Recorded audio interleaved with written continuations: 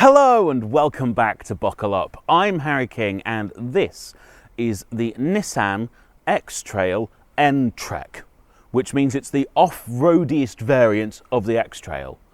But is it any good? Let's start by talking about the front end design. Now, as part of the N-Trek package, Nissan have given this a very purposeful bottom chin. That is a bumper just for this trim to help protect it when going off-road. Otherwise, it broadly looks the same as the rest of the X-Trail range, which broadly looks the same as most Nissan crossovers. You've got the corporate grille, the split headlights. It's a nice focused face, certainly has a lot of styling, doesn't it? Let's see how it is down the side. Again, special for the N-Trek model, we have these 18-inch diamond-cut alloy wheels wrapped in a delicious amount of sidewall as far as I'm concerned. Not particularly off-road biased tyres, but you wouldn't struggle to fit a set on with that tyre spec. Otherwise, on this model, I've got a two-tone body style. This is an option. You've also got gloss black mirror caps. You've got plastic surrounds for the wheel arches. And we have the first of our E-badges. I'll talk about them more round the back. So as I was saying, we have another E-Power badge, but we also have an e-4ORCE badge. So that means that this is the hybrid all-wheel drive system. But Nissan just love adding a letter. So there's an N connector trimmed for this. So theoretically, potentially, you could have an X-Trail N connector e-4ORCE e-Power. Too many letters going on for me personally, but that's the badging here. You also have, I think, a surprisingly low handle to open the boot lid. You've got this great big shelf here that looks like it's going to have a handle on it, but actually is down here. Opens electronically, and it reveals a surprisingly small amount of space for this size of vehicle. That is because this is the 7-seater version, although you can't immediately tell that because all N-Treks come standard with this reversible, rubberized, non-slip boot mat thing, which underneath hides the seats. They reduce boot capacity from 575 litres down to 485 litres, which really is quite a steep loss, I think. And in a vehicle of this size, a boot under 500 litres feels pretty harsh. You do still get a little bit of stowage, and I really mean a little bit of stowage, behind where the seats are under the boot floor. I also have a removable tow hitch in this. That's because even though this is a hybrid, it still can tow, in this configuration, 1,800 kg, which would be plenty for a caravan. There aren't too many clever things going on here though, and there's nowhere for this or the parcel shelf to go once the 7 seats are folded up, so they'll need to live in the garage. Let's see though if I could live in the third row of seats. The short answer is no, I don't really fit back here. This seat in front of me is pushed so far forwards, it's actually touching the front seat, which means feasibly no one with legs could sit in front of me.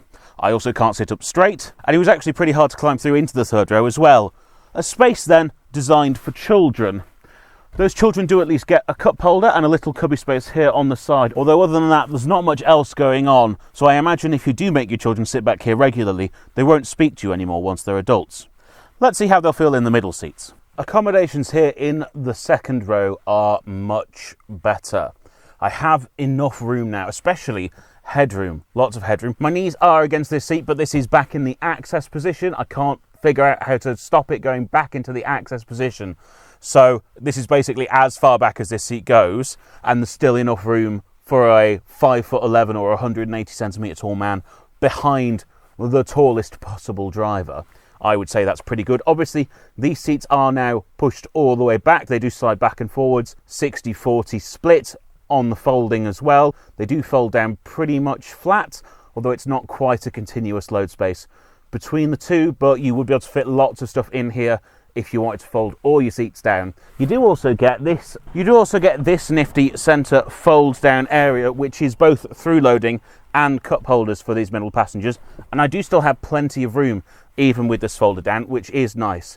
Now I do want to talk about comfort, because this isn't the top trim level, but it sits pretty much level with the Tecna Plus, which is the top luxurious trim level of this car, in that you get quite nice interior materials. In this, you get waterproof ones, which is great if you do lots of hiking, or you have dogs, or, you know, this is going to be full of mud for any other given reason. There's rubber floor mats, there's these kind of wipe down material on the seats, vinyl. It doesn't make for the most comfortable seat though. I do find they're a little bit sweaty.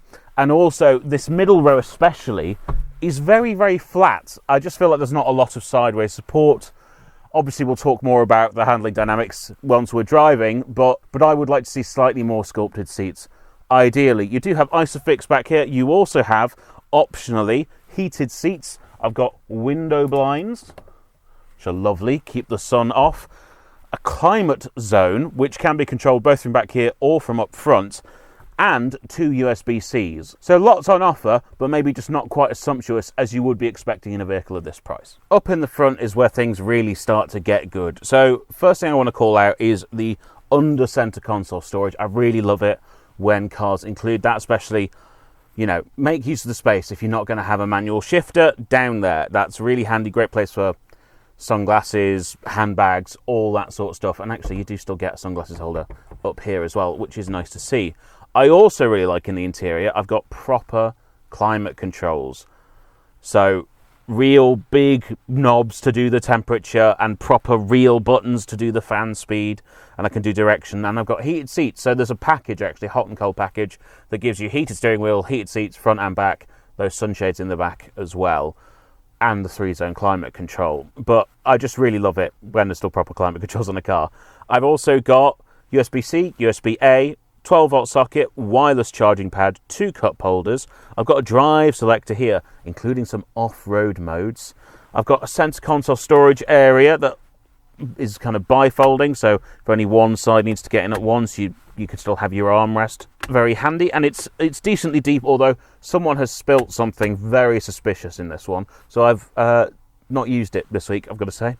I've also got a decent sized glove box, although it's not very well damped, and it is very hard plastic on the inside. And again, it's that materials piece with this. I mean, I get it on the seats that they need to be waterproof, rubberized, whatever, but the step when they've clearly gone, let's make everything you touch very nice, and it is. There's leather on the steering wheel, it's soft touch under my arms and here on the dash, but you can then see a step on the dashboard where it goes from soft touch to plastic, and it's just really blatant. And I don't touch the dashboard, but I can see the dashboard. They could have just made it all hard plastic and it would actually have looked better, I think, in my opinion. Because who cares if you've got soft touch on your dashboard, honestly. I know I go on about it a lot, but I don't actually care. You do have some lighter elements in here, the chrome on the steering wheel and this flash here with the kind of gunmetal below it as well. But in general, it is quite a dark cabin. I wouldn't mind having a pano sunroof, which doesn't seem to be available from what I can tell on the configurator. Comfort-wise, these seats are very adjustable. Loads and loads of room. I've got loads of headroom. I can get the steering wheel exactly where I want it. And on top of all the cubby spaces I've already mentioned, I've also got a nice big door pocket. So lots of practical storage as well. Infotainment, not the best. Slightly laggy system. Very outdated looking map. And you do find yourself having to press things a couple of times to kind of find stuff when you're typing things in. It's not a perfect science. It's not that science in terms of finding a destination, it's just that actual using of the interface that I don't particularly love. What you do get, though, is a wireless Android Auto or Apple CarPlay, which is very handy indeed. That does work much better when it's using the computing power of your phone rather than whatever is built into the dashboard. Nice and easy also to get in and out of Android Auto. That button remains there on the side. You can flip in. You can also switch easily between day and night mode. It's very easy to dim and brighten the dashboard as well, which is very handy. I do like generally the Japanese approach of things just being accessible and easy to use. Fully digital display here, little bit configurable, and of course I've got my smart cruise stuff here, which all kinds of comes up on the screen and tells me what's going on. I think, though, now I'm talking about that, we might as well go on a drive. Right, the Nissan X-Trail. Let's start with some basic facts and figures. So, 1.5 litre 3-cylinder petrol engine tied to Nissan's e-Power hybrid system. That means There are electric motors on the axle, so you get kind of electric car response from this. And then there's a bit of direct drive going on at higher speeds to help with fuel economy. What that means is, even though you've only got a 1.5 litre 3-cylinder engine, you get, in this dual motor all-wheel drive version, 213 PS and over 500 newtons of torque, 0 to 62 in 7 seconds, which are very healthy figures, I think. Obviously the torque's on tap from 0 as well, so really responsive, will shoot in and out of traffic, and feels very agile in a town or city environment. The steering as well is nice and light, really hides the bulk of a vehicle like this. A vehicle maybe not as bulky as you're thinking, because it's actually not as large as other 7-seaters in class. It's actually more similar in size to the RAV4 or the Honda CR-V, which are very, very big C-segment crossovers rather than compact D-segment crossovers, I guess.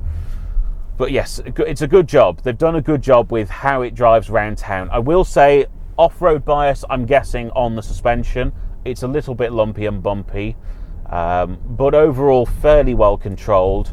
And also it's a nicely isolated cabin, so the engine does cut in and out intermittently, but you can't really tell when it's happening. Also, I'm not completely au fait with how the system works. I don't know. It feels to me similar to Honda's system, though I'm sure there are distinctions, because there must be, otherwise it would be licensed. But for if anything is cutting in and out, I can't tell. It's very, very smooth. You get up to speed nice and easily on the motorway as well, and keep up with traffic. No bother at all.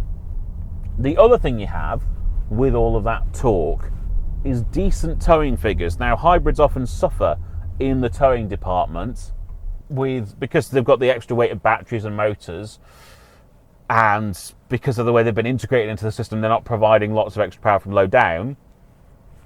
They don't translate to impressive towing figures. You can get rivals that tow more, diesel power generally, but this does 1,800 kg brake trailer weight in the all-wheel drive version.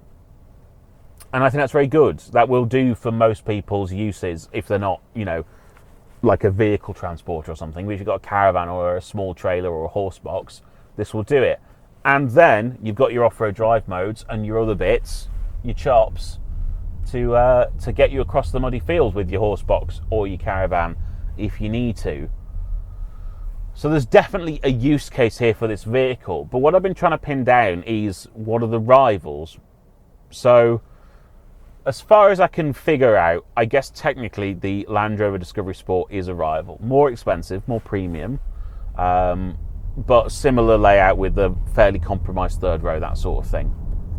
And then in terms of mainstream rivals, you'll see why I'm saying mainstream in quotation marks, the only other thing I can think of is the Subaru Forester, which can't really tow anywhere close to this, and only has 136 PS. That's one power output. That's all you get in that. So in terms of being an on-road vehicle, quite a lot more compromised. Probably will go further than this off-road, as would the Land Rover, but the Subaru definitely isn't anywhere as good on road manners as this is. And the Land Rover is a lot more money. I think the thing I've got with this is, while there's a place for it and things seem to be quite well done, I'm not finding anything particularly exciting or interesting or unique about it. And I do have a couple of irritations. The ADAS is boiling my piss. It's really loud. I can't figure out how to turn it off at all. The auto steer on the motorway, it works really well when it's working, but if you're in start stop traffic in a traffic jam, it asks you to do that to the steering wheel constantly, which is really aggravating. And if you're moving left on the motorway, which you're allowed to do without indicating in the United Kingdom, but you do it without indicating, it then brakes quite sharply at you, which is really rather disconcerting. And it makes it feel like the car's fighting against you, which isn't really what you want. Now, you would learn to indicate left every time. To be honest, that's what would happen, isn't it? But I just feel like it could be better executed, ultimately. Lots of bongs and beeps, and they're really loud. And I don't actually know what all of them mean, and it's not super apparent. You get to know them again, but when the rest of the car is so simple and straightforward, it feels frustrating that they've left the ADAS like that. I do like the simplicity of the rest of the car. I like the fact that it's got proper climate controls and I can adjust everything else that I want to adjust. I like the fact that the rear doors open 90 degrees and the ISOFIX bars are exposed. There's lots of things in this car that would make it very easy to own, and I know Nissans are hugely popular, especially with families, for those reasons. But like I was saying, it just comes off a little bit bland, and I do struggle to get excited about these Nissan crossover products, which seems to be all they're making in the UK these days. And that's a real shame, because Nissan have made some amazing cars over the years. And there's nothing wrong with this car, I want to be clear on that. It's a perfectly good family car. I would probably suggest getting just the Tecna Plus for the same price as this, unless you're really, really going to use that off-road ability all the time. And if you're really, really going to use the off-road ability all the time, I would really genuinely consider if the Land Rover was worth the extra money, because it'll go quite a bit further off-road. Although there are all other sorts of issues with Land Rover products, reliability and that sort of thing. So if you want to steer clear of them, I completely understand why. But I just feel like this doesn't go far enough in any single direction. It is definitely, though, a jack of all trades. And if you need a bit of a Swiss Army knife, it wouldn't be a bad place to start. But I would be really tempted to check out both the more family-oriented and the more off-road-oriented rivals and decide if this is really where you want to land. And if you do, you'll be perfectly happy. It's a perfectly lovely car. I think that's enough from me, though. Let's go back and do a proper conclusion. Okay, what am I thinking about the X-Trail N-Trek? Well, if you need a fairly normal family crossover with some off-road capability, this is certainly worth a look at. I would suggest also looking at the Subaru Forester, which will go a bit further than this off-road, though doesn't offer quite the same level of refinement on the inside. Otherwise, I think if you just need a family crossover, one of the other specs of this or one of the rivals is going to offer a more plush interior and more technology as standard. So only get this one if you really need the capability, I would say. Thank you so much for watching. Please remember to like, comment, and most importantly, subscribe. If you go down into the description, you find all the links to all our social medias. You'll also find 2 ways that you can support the channel. So we have channel memberships right here on YouTube, and we also have merchandise, link in description. Please go and do one or all of those things, and I will see you next time. Bye-bye.